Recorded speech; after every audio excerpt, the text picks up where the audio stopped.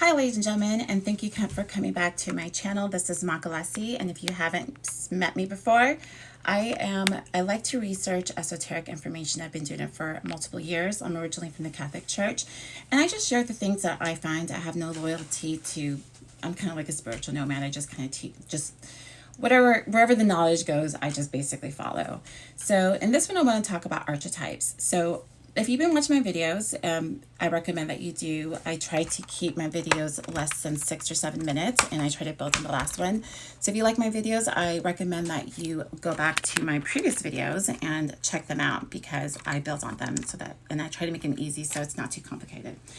So when you're dealing with spiritual information, you have to understand what archetypes are. And archetypes are basically prototypes of individuals that are based on like some form of an original, I guess there must be an original God, but there's prototypes that we actually can be like.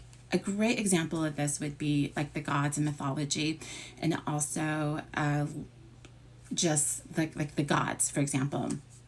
An example of this would also be like astrology. When you're dealing with astrology, you know that there's different prototypes based on horoscope. For example, I'm a Leo, so Leos would have certain personalities, certain traits, and when we look at our signs, there would be certain things that we all go through supposedly as together. So like a Leo would be completely different from like a Scorpio, because we just have different personality traits. But this, just like we have internally, this also happens with the gods in mythology.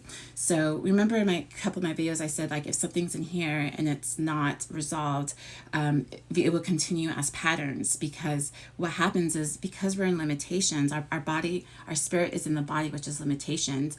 We need to be in limitations so we can like evolve based on friction, because in the spirit world it's infinite, but if we change it from infinite to finite, then we can kind of have like this give and take with ourselves.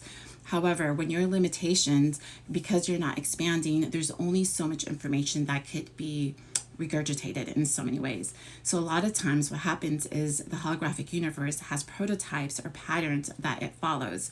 So for example, all of the goddesses, certain goddesses will have the same prototype. So same thing with the planetary energies. So while I'm saying this is because then you can understand that in Egyptian mythology that their gods are prototypes as well. They're not just monothesis where it's just one god. So in Egypt you would notice that there's a multitude of gods. There's many gods. And the reason that is because these gods are actually supposed to be principles internally. Because remember I said this is a holographic universe and it's based on our consciousness from the innerverse. From the innerverse then it manifests on the external verse. So because everything happens in the innerverse, most of these gods are principles in the innerverse as well. So therefore, when you're dealing with the story of like the subconscious, the conscious, and the shadow, which we've been talking about up until this point, you realize that there is a representation of this in story form.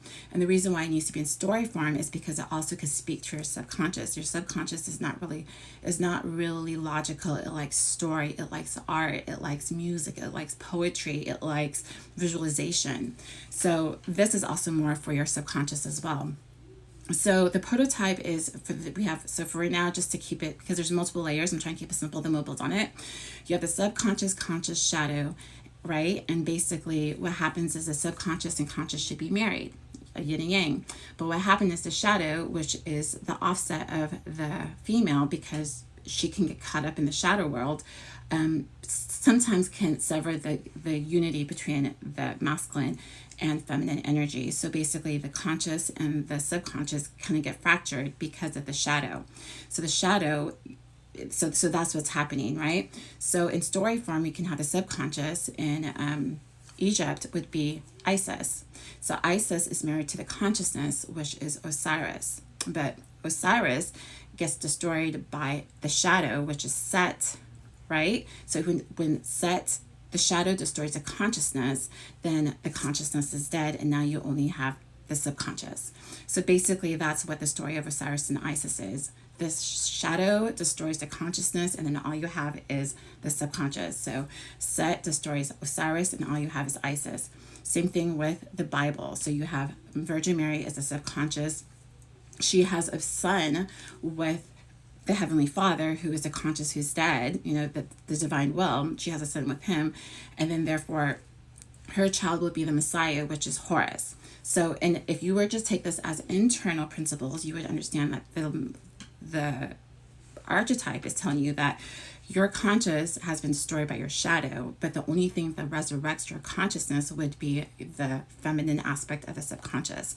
So that's why you would have a virgin birth, because the father is not there, but then also she can resurrect with her willpower and with her magic and her intuition. So the moon is always yellow because it reflects the sun of the divine father, because if the conscious is gone because it's killed by the chaos is set, then the subconscious needs to channel the energy from the father. So if she's moon, she's yellow because she channels the light from the father, and then therefore she's not using her logic, she's using intuition, and she can guide the information and resurrect Osiris.